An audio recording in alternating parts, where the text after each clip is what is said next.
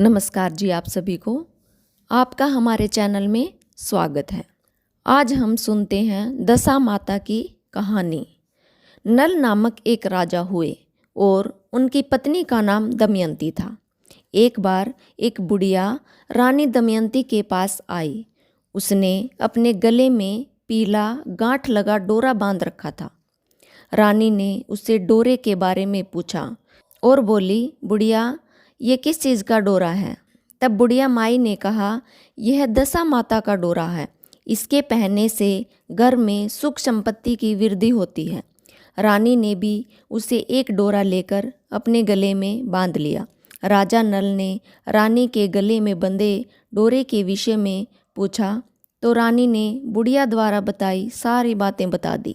राजा कहने लगा, तुम्हें किस चीज़ की कमी है जो तुमने डोरा बांधा है? इतना कहकर रानी के मना करने पर भी राजा ने उस डोरे को तोड़कर फेंक दिया। रात्रि में राजा को सौपन में एक स्त्री बोली, मैं जा रही हूँ, तथा दूसरी स्त्री बोली, मैं आ रही हूँ। इस प्रकार 10-12 दिन तक रोज यही सौपन आता। वह उदास रहने लगा। रानी के पूछने पर राजा ने रानी को सौपन की बात बता दी। रानी ने राजा से दोनों स्त्रियों के नाम पूछे। राजा द्वारा स्त्रियों से पूछने पर पहली स्त्री बोली, मैं लक्ष्मी हूँ, और दूसरी स्त्री ने अपना नाम दरिद्रता बताया। दूसरे दिन राजा ने देखा कि उसका सब धन राख हो गया है। इस बात से राजा और रानी बहुत दुखी हुए। एकाएक वे इतने निर्धन हो गए कि उनके पास खाने तक को कुछ नहीं बचा। फिर एक दिन राजा की आज्ञा अनुसार रानी अपनी सहेलियों से मिलने गई। सहेलियों ने रानी से बातें तो की, लेकिन उसे खाने पीने को किसी ने नहीं पूछा। जब रानी ने महल में लौटकर यह बात राजा को बताई तो राजा बहुत दुखी हुआ। इसके बाद राजा रानी अपना महल छोड़कर चल पड़े और वन में जाकर कंदमूल खाकर अपना जीवन बिताने लगे। मार्ग में जब उनके 5 वर्ष के बेटे को भूख लगी तो रानी ने राजा से कहा कि वो मालिन के यहाँ जाकर छाछ मांग लाएं। राजा ने मालिन से छाछ मांगी तो मालिन ने कहा, छाछ समाप्त हो गई है। आगे चलने पर सांप ने कुंवर को डस लिया। राजा स्नान कर धोती सुखा रहा था तो धोती को हवा उड़ा ले गई। रानी ने अपनी आधी धोती फाड़कर राजा को दे दी। वे भूखे प्यासे आगे बढ़े तो मार्ग में राजा के मित्र का घर पड़ा। मित्र ने दोनों को एक कमरे में ठहराया। वहाँ लोहे के औजार रखे थे। जैसे ही राजा रानी कमरे में गए तो वे औजार धरती में समा गए। चोरी का दोष लगने के भय से वे रात में ही वहाँ से भाग गए। आगे चलकर राजा की बहन का घर पड़ा। राजा की बहन ने उन्हें एक पुराने महल में ठहराया। सोने की थाल में खाना भेजा तो थाल मिट्टी में बदल गया। राजा बड़ा लज्जित हुआ। थाल को वहीं जमीन में गाड़कर वे वहाँ से भी भाग निकले। आगे चलने पर एक साहूकार का घर आया। साहूकार ने राजा के ठहरने की व्यवस्था हवेली में कर दी।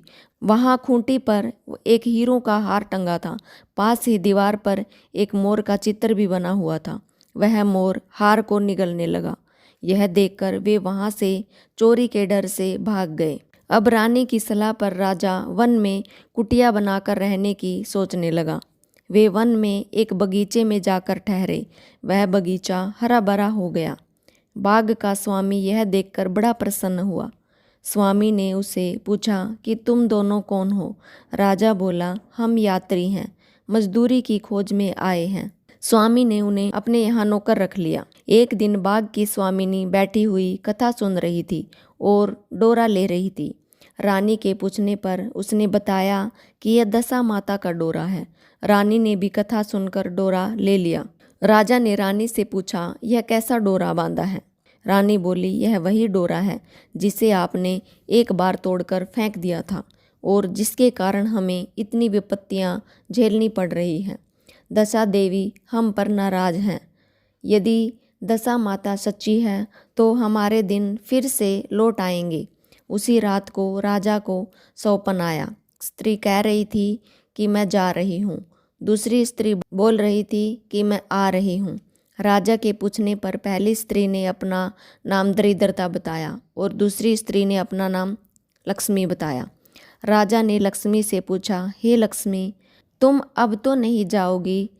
इस पर लक्ष्मी बोली, यदि तुम्हारी पत्नी दशा माता का डोरा लेकर कथा सुनती रहेगी तो मैं नहीं जाऊंगी।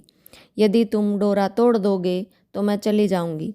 बाग की मालकिन किसी रानी को हार देने जाती थी। उस हार को दमयंती बनाती थी। रानी को वह हार बहुत पसंद आया। रानी के पूछने पर मालकिन ने बताया कि हमारे यहाँ एक दंपत्ति नौकरी करते हैं, उसने ही बनाया है। रानी ने बाग की मालकिन से दोनों के नाम पूछने को कहा। घर आकर उसने दोनों के नाम पूछे तो उससे पता चला कि वे राजा नल और रानी दमयंती हैं।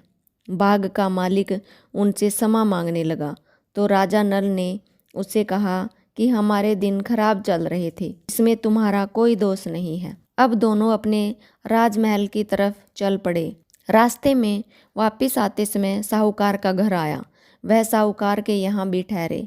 वहाँ साहूकार ने देखा कि दीवार पर बना मोर नौलखा हार उगल रहा है। साहूकार ने राजा के पैर पकड़ लिए और माफ़ी मांगने लगा। आगे चलने पर बहन के घर पहुँचे। राजा बहन के पुराने महल में ही ठहरा। राजा ने वह जगह खोदी तो हीरों से जड़ित थाल निकल आया। राजा ने बहन को बहुत सारा धन भेंट स्वरूप दे दिया। आगे चलकर मित्र के घर पहुंचकर उसी कमरे में ठहरे। वहाँ मित्र के लोहे के औजार मिल गए। आगे चलने पर उसकी धोती एक वृक्ष पर मिल गई। नहा धोकर आगे बढ़ने पर राजकुमार जिसको सर्प ने डस लिया था खेलता हुआ मिल गया। महलों में पहुंचने पर रानी की सखियों ने मंगल गान गाकर उनका स्वागत किया।